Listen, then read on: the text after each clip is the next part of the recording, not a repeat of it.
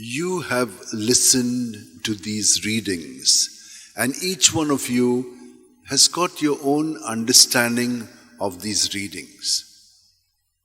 One of the things that people say is you need both.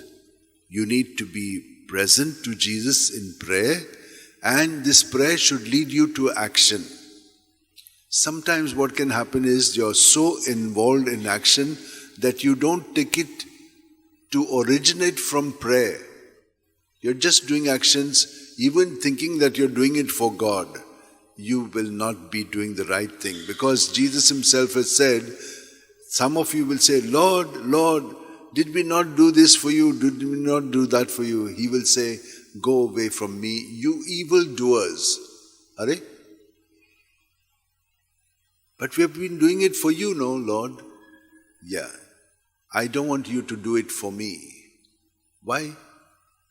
Because all of us are in Him. You don't have this idea. We are in Jesus. We are cells of His body. So it is Jesus who is doing it through us. That is our outlook as Christians. Otherwise we are not Christians. We are outside Him, trying to do things for Him.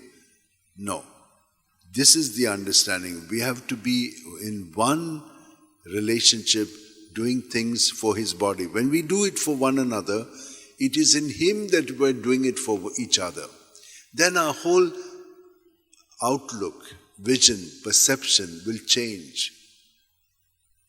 And those who change, they have begun to understand what Jesus' love means. And He has said to us, love as I have loved you. How does He love? How do we love our body? As our own body, no? So we have to be participating in His body in loving one another.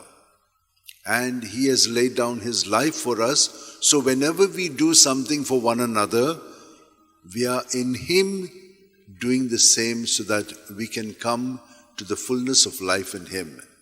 So we lay down our life for the others, that they may come to this understanding and they may also be integrated in Him. Now all of us are baptized in Him, but we have not understood the full meaning of that.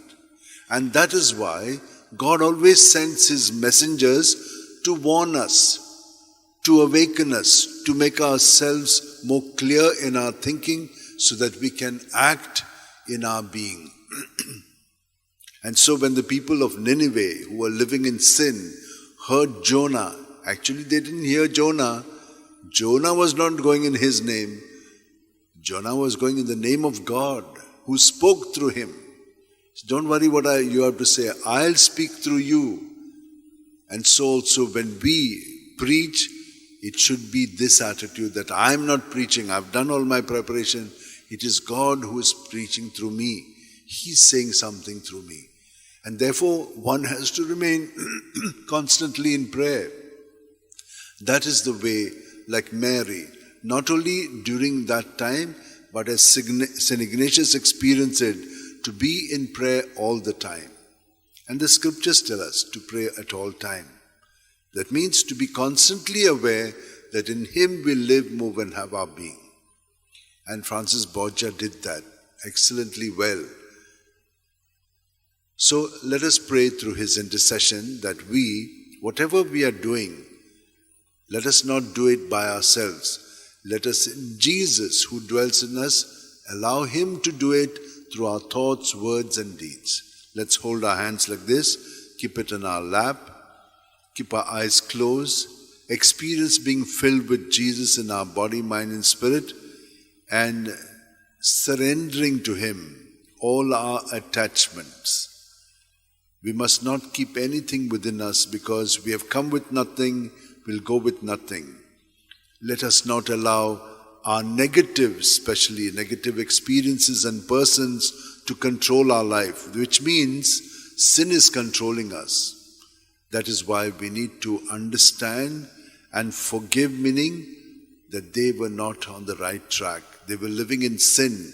So don't allow sinful people to control your life. It is Jesus who must control it. And so, Lord, we ask you to touch each one of us and heal us.